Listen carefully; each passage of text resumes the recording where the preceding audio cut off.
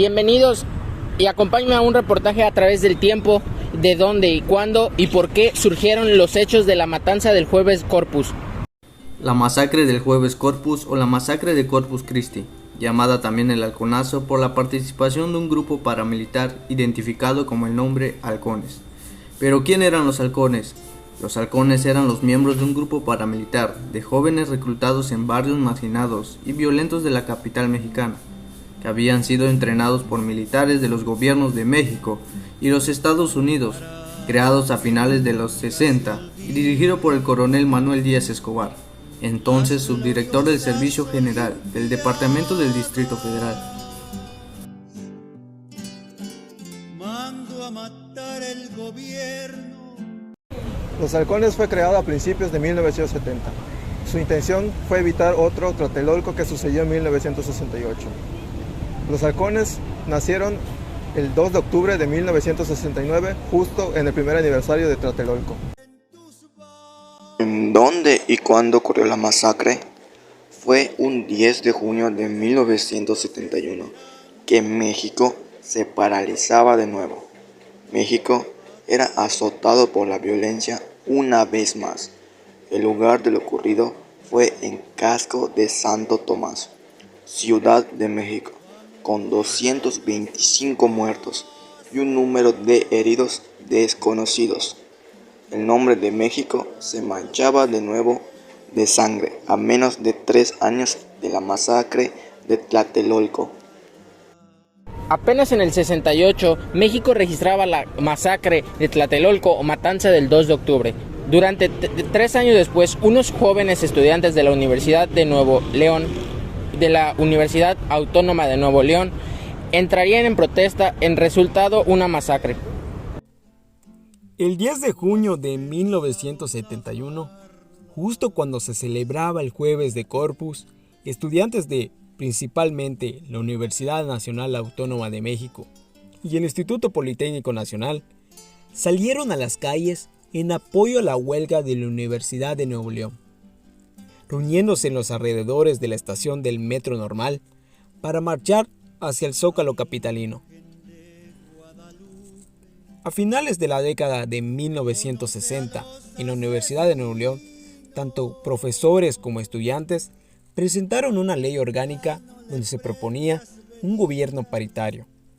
Gracias a esta, llegó la rectoría Ulises Leal Flores en 1971.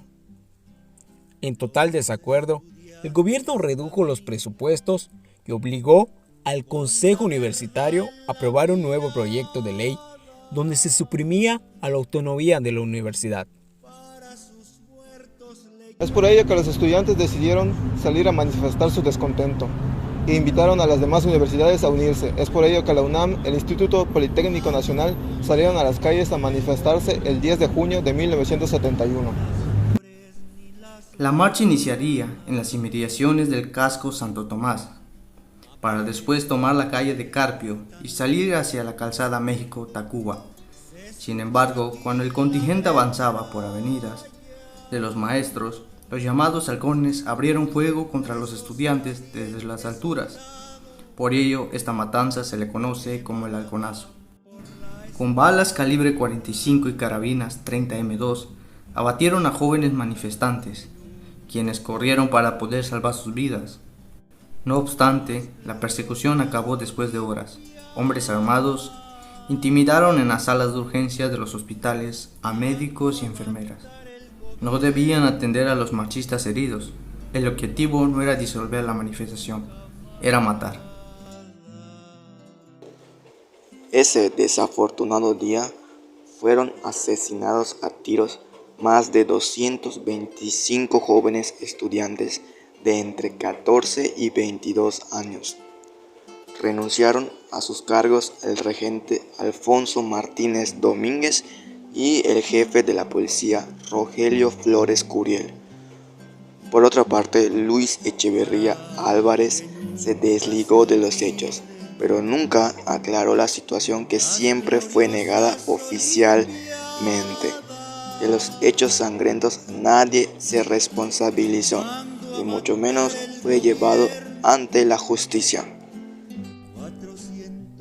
Desde sus primeros días de gobierno, el presidente Luis Echeverría Álvarez anunció reformas de aperturas democráticas en el país. Inmediatamente permitió el regreso de algunos líderes del movimiento estudiantil de 1968, exiliados en Chile, y la encarcelación de muchos otros presos desde hace 2 años. En abril de 1971, la prensa habló de próximas reformas educativas y pronto resurgieron en el ámbito político personajes como José Revueltas y Heberto Castillo, encarcelados 2 años y medio atrás. Las calles que desembocaban en la Avenida de los Maestros estaban bloqueadas por granaderos y agentes policíacos, los cuales impidieron el paso de los estudiantes. Asimismo, también habían tanques antimotines a lo largo de la Avenida Melchor Ocampo, junto con transportes del ejército, que se ubicaban cerca del colegio militar, y transportes de granaderos en un enorme contingente policíaco en el cruce del circuito interior Melchor Ocampo y Avenida Ribera de Santo Cosme. Una imagen que nos deja ver con la fuerza que fueron agredidos los jóvenes estudiantes. El tiroteo prolongó por varios minutos, durante los cuales algunos transportes daban apoyo logístico al grupo paramilitar, dándole con armas y transportes, e incluso una ambulancia de la Cruz Verde llevaban a los heridos al nosocomio Hospital Rubén Leñero, pero fue inútil, ya que los halcones llegaron a fusilar en el quirófano a los estudiantes. Esa misma noche, elementos del ejército resguardaron el Palacio Nacional y el entonces presidente Luis Echeverría anunció una investigación sobre la matanza y afirmó que castigaría a los culpables. Alfonso Martínez Domínguez, regente de la ciudad, y Julio Sánchez Vargas, procurador general, negaron que hubiera halcones.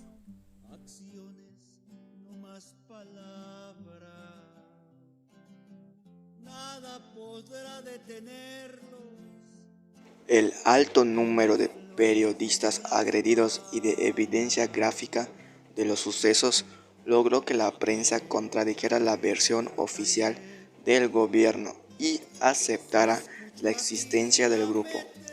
Alfonso Martínez Domínguez entregó su renuncia a Echeverría el 15 de junio, pues estaba convencido de que los manifestantes habían sido provocados, entre otras cosas, para que el gobierno tuviera un pretexto y se deshiciera de él. Así y todo, durante años, Martínez Domínguez recibió el apodo popular de Don Alconso.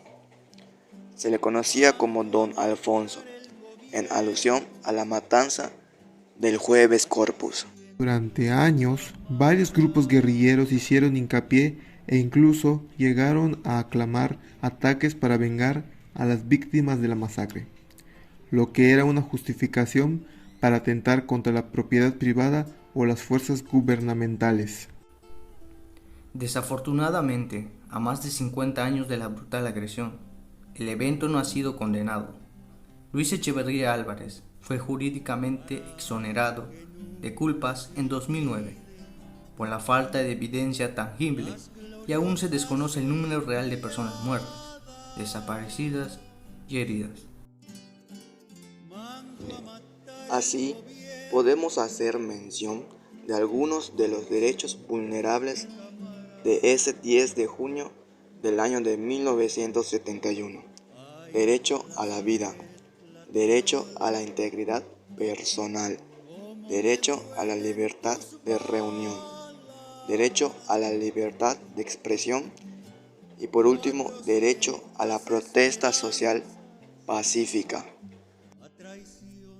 A 52 años de la matanza estudiantil del Jueves de Corpus de 1971, no podemos callar el hecho de que ese infame halconazo, donde cayeron asesinados varios jóvenes, fue una siniestra represión y la continuación de un acto genocida que comenzó con la matanza de Tlatelolco y se extendió a lo largo de lo que se conoce como la Guerra Sucia.